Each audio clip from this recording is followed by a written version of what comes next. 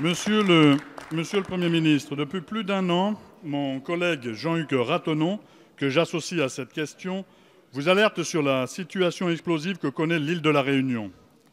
Ce département connaît un taux de chômage de 28%, et ce taux atteint même 50% chez les jeunes. Par ailleurs, 42% de la population vit aujourd'hui sous le seuil de pauvreté. En 2012, un rapport indiquait que 9 des 10 communes les plus inégalitaires en termes d'écart de richesse au sein de notre République étaient à La Réunion. Tous les éléments étaient sous vos yeux pour comprendre que cette situation allait devenir insurrectionnelle. Pourtant, vous avez persisté à appliquer votre entreprise de casse sociale, diminution de l'abattement fiscal, réduction du nombre de contrats aidés, augmentation de la CSG et maintenant augmentation du prix du carburant. La mobilisation des Gilets jaunes, débutée le 17 novembre, a débouché à La Réunion sur un mouvement de contestation sociale fort et ample. L'ensemble de l'île est paralysé par une trentaine de barrages érigés quotidiennement sur les routes.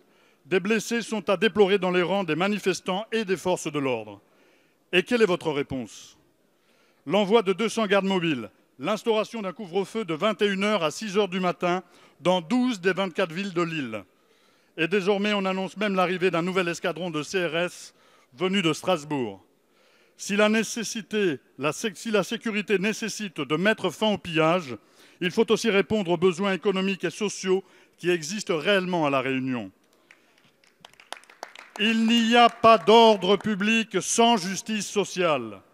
Monsieur le Premier ministre, à part l'envoi de forces de l'ordre supplémentaires, quelles sont vos autres options pour la résolution effective de ce conflit social? Merci, cher collègue.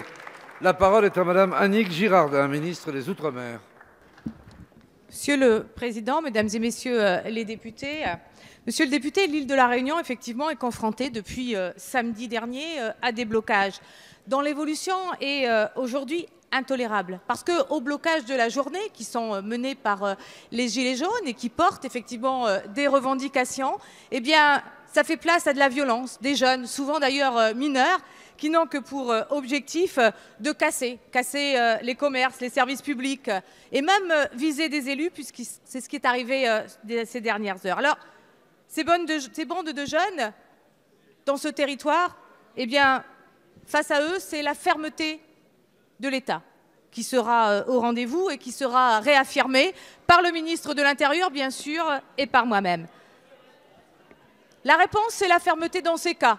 Effectivement, le soir, toutes les nuits, puisqu'il y a eu de nombreux incendies, de nombreux dégâts, de nombreux blessés également à La Réunion. Et je veux ici, avec le ministre de l'Intérieur, rappeler que parmi ces nombreux blessés, ce sont des forces de l'ordre et leur dire à nouveau tout notre soutien.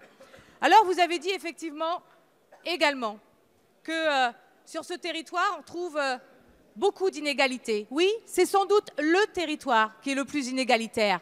Entre un grand nombre de jeunes, 40%, voire 40% de moins de 25 ans, demandeurs d'emploi. Oui, ce sont plus de 40% de la population qui vit en dessous du seuil de pauvreté. Mais il y a aussi une classe dans ce territoire qui va bien, qui développe ce territoire, et c'est normal que nous puissions les aider, mais qui participent aussi à l'économie du territoire, et c'est eux qui sont effectivement visés par l'IR et personne d'autre. 3% de la population. Aujourd'hui, 4% de la population vont être touchés par l'IR. Donc ne généralisez pas cette histoire fiscale. Alors ne mélangeons pas les choses. Un territoire accompagné, qu'on accompagne à travers toutes les mesures du livre bleu, aux côtés de qui je suis tous les jours, y compris avec les maires, encore avant hier, et un territoire où la fermeté de l'État fera face à toutes les violences. Merci, Madame la Ministre.